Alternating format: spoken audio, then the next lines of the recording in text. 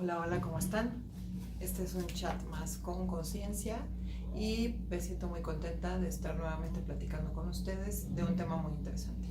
Como ustedes saben, yo manejo la alimentación consciente y en la alimentación consciente lo más importante o de donde proviene es del mindfulness.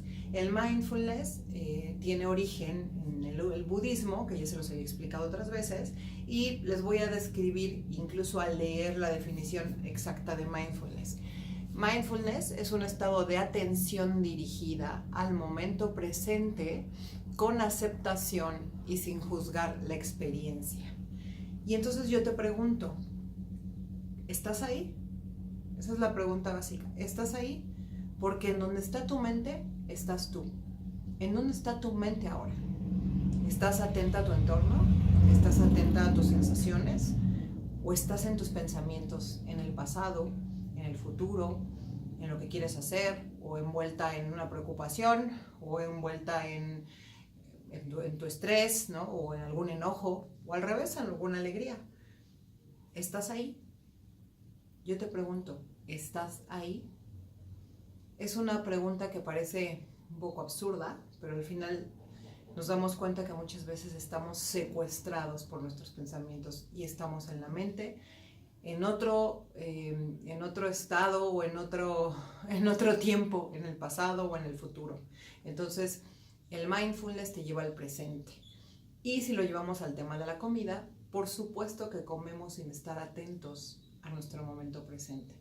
Y una de las cosas que es importante revisar para tener una alimentación consciente es primero, pues ser consciente de cómo comemos, que eso es lo que yo les había dejado ya antes, observar a los demás, cómo comen los demás, realmente se concentran en saborear, realmente piensan lo que van a comer o comen por comer, toman decisiones sobre la comida o se estresan con la comida o sienten culpa con la comida. ¿Cómo comes tú? Esa es una parte importante. Dos, detectar cuáles son tus pensamientos hacia la comida. La terapia cognitivo-conductual, que es otra de las cosas que yo aplico en el método que manejamos en este reto, habla de que un pensamiento nos genera una sensación o un sentimiento y este sentimiento nos va a llevar a una acción. Y entonces es muy importante detectar cuáles son los pensamientos que tenemos con la comida. Si nos genera obsesión, si nos genera culpa, si son recurrentes, si al contrario me cuesta trabajo mantenerme en uno, si realmente como compulsivamente me cuesta trabajo detenerme, qué pienso cuando veo la comida, si tengo un sentimiento de rechazo, incluso de miedo o al revés, es como lo único en lo que pienso, o si lo veo como un consuelo, o si estoy pasando por un mal momento, recurro a la comida, etcétera, etcétera. Si me genera ansiedad, importantísimo. Tengo que ir descubriendo todos esos puntos, ¿no? Y otra de las conductas importantes que se sugieren en el mindfulness es para estar en el presente, conectado con lo que soy y con la experiencia del momento, es muy importante que yo tenga una actitud de curiosidad, que me vuelva un observador. Y eso me encanta porque el planteamiento que hacen es, vuélvete un observador de la experiencia. Y al volverte un observador, de alguna manera generas un distanciamiento de la experiencia. Entonces, imagínate, observa tus pensamientos. Observa qué te pasa con cierto tipo de comida. Observa qué te pasa con el ejercicio. Observa qué te pasa cuando mueves tu cuerpo, cuando no lo mueves. Observa y pon atención a las sensaciones que hay en tu estómago o en tu cuerpo cuando comes ciertas cosas. Nos sentimos diferentes cuando comemos unas cosas u otras. Yo tengo súper detectado lo que me pasa con el azúcar. ¿Qué te pasa a ti con los carbohidratos, por ejemplo? Observa con curiosidad qué me está pasando. Por eso siempre te digo, detente. Hazte preguntas, ¿no? ¿Qué parte de mí está hablando? ¿Qué estoy sintiendo? ¿Qué pensamientos tengo?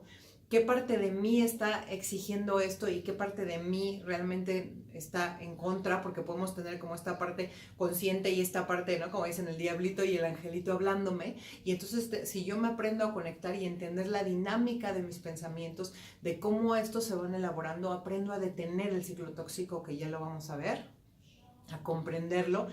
Vamos a ver el ciclo tóxico y además vamos a hablar del ayuno porque tengo cosas increíbles que compartirles. Pero bueno, Me explico y regreso. Es tan importante que tengamos esta actitud de conciencia y entonces yo te pregunto, ¿qué pasa con tus pensamientos hacia la comida? Obsérvalos con curiosidad, identifícalos.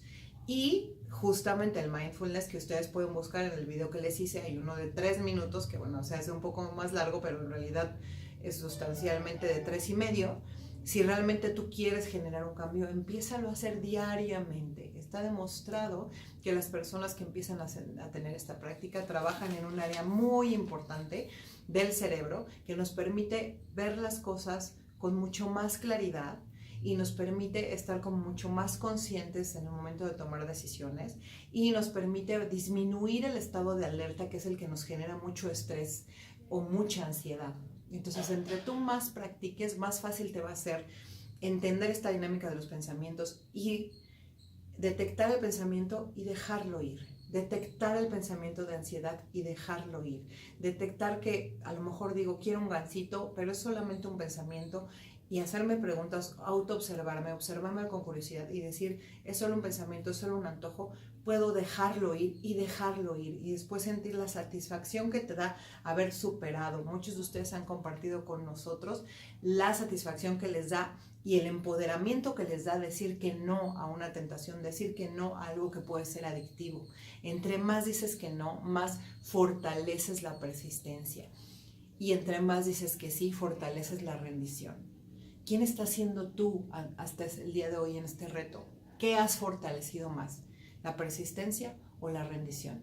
Ahora, un punto muy importante, si hay un día en el que te rendiste, si hay un día en el que caíste, vuelve a empezar. No permitas que la culpa te invada, porque entonces entramos a la parte del ciclo tóxico en donde yo, al sentir culpa, bajo, ¿no?, mi nivel de energía, me decaigo, me siento triste, me vuelvo a culpar o a atacar. Entro a este proceso de atacarme y autoexigirme o juzgarme o rechazarme, y con ese nivel de energía es súper fácil que otra vez vuelva a comer esto que antes era un recurso y un ciclo tóxico, ¿ok? Entonces, no permitas que haya culpa. Si en algún momento caíste, volvemos a empezar.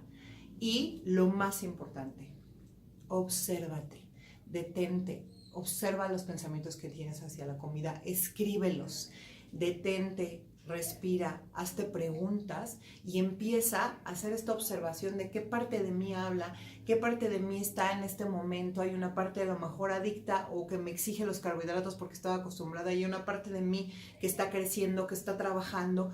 Tengo que aprender a detectarla. Y es lo mismo que pasa con el ejercicio. El cuerpo no estaba acostumbrado al movimiento y entonces asociamos el ejercicio con sufrimiento, cansancio, ¿no?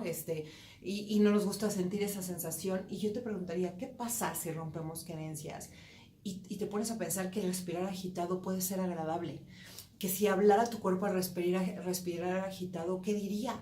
Está manifestándote cosas, está vivo, ¿no? E igual la enfermedad, que yo lo hablaré cuando estemos en el tema del ayuno, la enfermedad es una manifestación de cosas de tu cuerpo.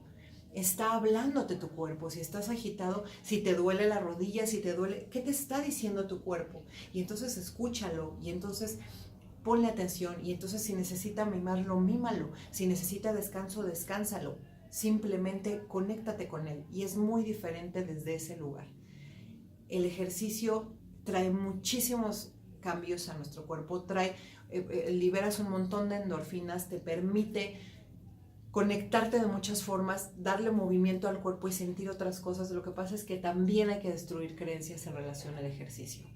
Hay muchas creencias acerca de que me agito y eso es malo, me agoto y siento horrible estar cansado. ¿Y qué pasa si te permites respirar agitado y lo disfrutas como una señal de tu cuerpo que está oxigenándose y está buscando respirar y está buscando un aire distinto, ¿no? Y está acostumbrándose a otra dinámica, a más acelerada, y entenderlo?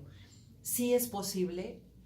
Confía en los elementos de tu cuerpo, confía en que conectándote con él va a responder. Háblale a tu cuerpo y observa estos pensamientos para que pueda haber una integración entre los pensamientos que pueda haber obsesivos, o los pensamientos de ansiedad, o los pensamientos de la Jocelyn, en mi caso vieja, ¿no? Y en los pensamientos de la Jocelyn nueva, y entonces conectarte contigo mismo y decir, a ver, ¿no?, como observadora que soy, puedo ignorar estos pensamientos, y puedo darle fe a estos y puedo enfocarme en estas acciones y puedo hacer a un lado estas otras. Y entre más haces a un lado lo negativo y entre más haces a un lado las creencias limitantes y entre más haces a un lado lo que te sabotea, más se fortalece esta parte y más te vas sintiendo cómoda con este lugar.